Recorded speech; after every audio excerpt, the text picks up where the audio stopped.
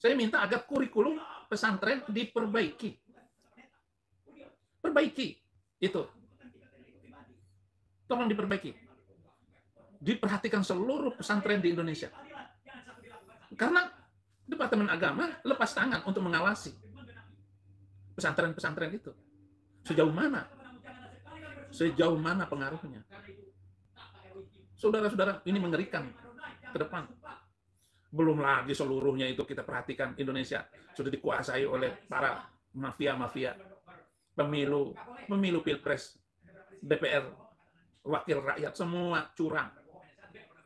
Enggak paslon 1, paslon 2, paslon 3, semua ikut kecurangan. Di mana-mana. Lalu kita adakan pemilu ulang. Udah, yang penting pengumuman Prabowo menang. Udah, selesai. Titik, nggak usah dicari-cari lagi. Assalamualaikum warahmatullahi wabarakatuh. Masih kembali di channel terbaru saya. Terima kasih kepada teman-teman masih setia menonton, mendukung, menyaksikan konten dari channel ini. Tentunya kita sudah mendengarkan bagaimana cuplikannya dari Saifuddin Ibrahim Bunga Duda Tua ini. Jadi Saifuddin Ibrahim ini mengatakan mafia itu semakin banyak di negeri ini. Kita lihat mafia itu di pihak siapa? Apakah di pihak 01, 02, atau 03? Karena beberapa kali Saifuddin Ibrahim Bunga Duda Tua ini mengatakan dia ini sudah berkomunikasi dengan Pak Prabowo sebelum Pilpres kemarin. Apabila Pak Prabowo menang, maka Saifuddin Ibrahim ini dipulangkan ke negeri ini tanpa diproses hukum. Karena bagi Pak Prabowo dan Gibran, Saifuddin Ibrahim ini katanya bukan penista agama, bukan penghujat agama Islam. Saifuddin Ibrahim ini katanya tidak menghina agama Islam. Wajar Saifuddin Ibrahim mengatakan seperti itu karena perbedaan agama. Dan beberapa hari lalu Saifuddin Ibrahim mengatakan setelah nanti Gibran dilantik sebagai wakil presiden, maka Saifuddin Ibrahim dipulangkan ke negeri ini. Jadi artinya kata Saifuddin Ibrahim dia bisa pulang karena bantuan Gibran. Jadi ini yang dipermainkan Saifuddin Ibrahim untuk saat sekarang ini. Bagaimanapun caranya dia bisa pulang ke negeri ini tanpa diproses hukum. Jadi kepada teman-teman di sini jangan kemana-mana dulu, kita dengarkan ocehan Udin selanjutnya. Saya hanya meminta 300 ayat Al-Quran itu dihapus. Kalau nggak dihapus juga kan nggak apa-apa, jangan menjadikan saya tersangka. Jangan seperti metode si Mahfud MD, yang penting tangkap dulu, proses belakangan. Tangkap dulu Panji Gumilang. Lalu diproses. Ternyata apa? Aset pesantren Az-Zaitun mau dicabut, mau diambil oleh kepolisian dengan alasan-alasan aneh. Yang penting Saifuddin Ibrahim ditangkap dulu, nanti belakangan. Apa pendapat saya meminta agar kurikulum diperbaiki? Jangan memasukkan 300 ayat itu ke dalam ajaran. Ataupun boleh memasukkan, tetapi harus ditegaskan kepada murid-murid ini, ayat ini sudah tidak bisa dilakukan lagi di bangsa Indonesia yang toleransi dan damai ini. Nggak boleh lagi diajari. Kan begitu. Di sini Saifuddin Ibrahim kan mengatakan hanya mengusulkan agar 300 ayat Al-Quran ini dihapuskan. Tapi ketika kita tanya sama Saifuddin Ibrahim, di dalam Al-Quran ini 300 ayat mau dihapus, ayat yang mana saja? Maka Saifuddin Ibrahim itu tidak bisa menjawab ayat mana saja yang mau dihapus. Kenapa Saifuddin Ibrahim ini mengungkapkan 300 ayat Al-Quran 300 ayat di dalam Al-Quran ini harus dihapuskan? Karena Saifuddin Ibrahim ini hanya mencari sensasi. Apabila ratingnya mencari sensasi itu naik, maka dia bisa mendapatkan donasi. Makanya Saifuddin Ibrahim ini mengatakan agar 300 ayat di dalam Al-Quran ini dihapuskan. Jadi itu hanya sensasi Saifuddin Ibrahim. Jadi sekarang ini dia mengatakan, dia ini hanya mengatakan agar 300 ayat Al-Quran dihapuskan. Itu permohonan Saifuddin Ibrahim. Kenapa dijadikan tersangka?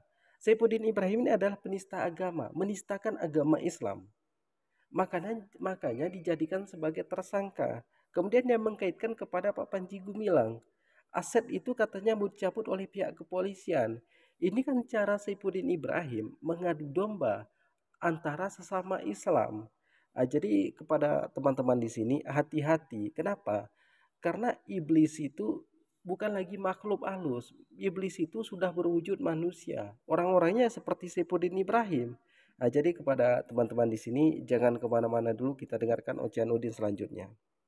Saya harus tantang, saya harus ngomong, saudara-saudara, biar berantakan, biar kacau semuanya. Jadi Saya tidak pernah mundur sedikit pun untuk ngelawan otak kadrun itu, yaitu otak yang tersesat. Otaknya tersesat, saudara-saudara. Ini bangsa yang mengerikan adalah Indonesia ini karena kitab suci itu. Siapa yang bisa melawan saya? Ulama mana yang bisa untuk menantang saya bahwa ayat itu tidak bertentangan dengan kitab suci? Di mana adu waras, adu otak sehat, logika yang benar. Karena apa? Katanya dari kitab suci dari langit. Kitab suci dari langit, Tuhan pencipta manusia boleh mematikan manusia lain karena beda keyakinan. Dari mana itu? Kalau Udin ini mengatakan menantang semua ulama di seluruh Indonesia ini artinya Udin bohong. 1 tahun yang lalu saya masuk ke live Saipudin Ibrahim di channel lama saya, dan itu masih ada buktinya di channel Bintang Mualaf Haji Habibie Saipudin Ibrahim. Jadi ketika saya masuk ke live-nya Saipudin Ibrahim ini menanyakan kepada saya, bagaimana tanggapan Anda ada kakek-kakek menikahi anak 9 tahun. Maka di saat itu saya jawab. Kemudian si Udin ini mengajak saya untuk berdialog. Maka dialog itu pun akan kita jadikan sebuah debat. Mari kita berdebat tentang sains, teknologi, embriologi. Kitab suci siapa yang bertentangan dengan sains, teknologi, embriologi, maka itu bukanlah sebuah kitab suci, itu hanya sebuah karangan manusia.